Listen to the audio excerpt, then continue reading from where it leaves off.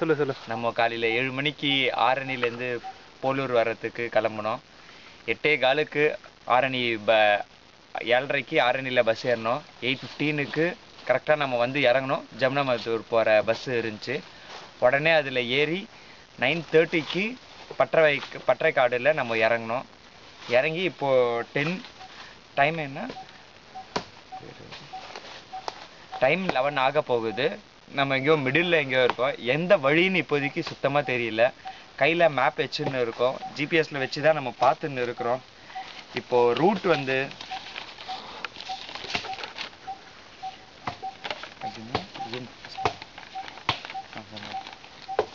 இப்போது நம்ம இங்கே இருக்கிறோம். இப்போ இங்கேருந்து நம்ம எப்படி போகிறது டைரக்ஷன் நமக்கு தெரியல.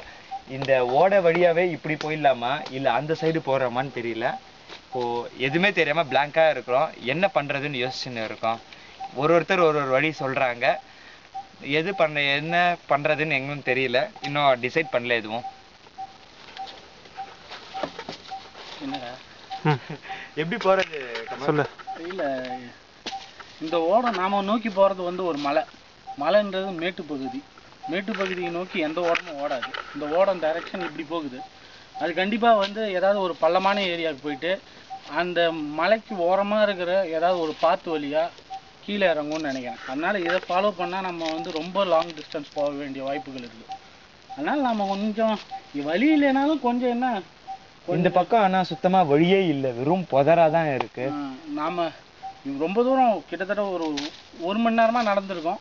ஆனாலும் ட்ரெக்கிங் டிஸ்டன்ஸில் 1% கூட இன்னும் கம்ப்ளீட் பண்ணல.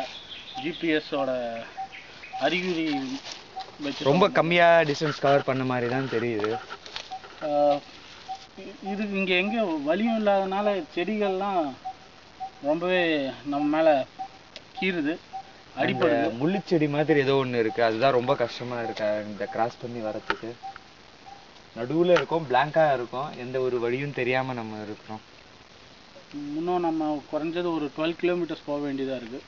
எல்லாம் வந்து ஒரு மலையை தாண்டி நம்ம கீழே இறங்கினா தான் நமக்கு வந்து அந்த ரியல் பெரிய ஓடம் டேமை நோக்கி போகிறது வருது. டேமை நோக்கி போடுங்க. ஒன்றும் தெரியல.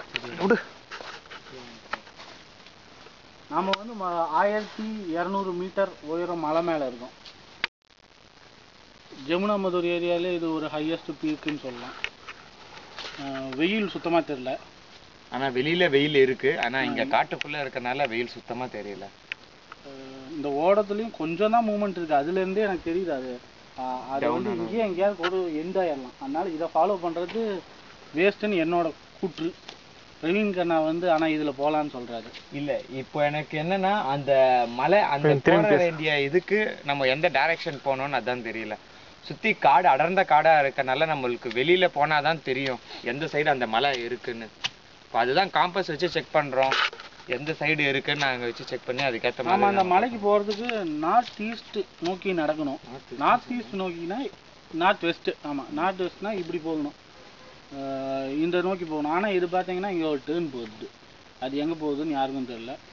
அதனால் இதை நம்ம இப்படியே போகலாம். என்ன கொஞ்சம் கஷ்டமாக இருக்கும், ஏன்னா சுத்தமாக வழி இல்லாதனால கொஞ்சம் கஷ்டமாக இருக்கும். ஆனால் போய் தானே ஆகணும். எப்பவுமே வழி இல்லைன்னு யோசிக்கக்கூடாது. நம்மளா ஒரு வழியை உருவாக்கிடலாம். போகலாம் சொன்னீங்க பிரவீன்கண்ணா. நன்றி கமல்நாதன்.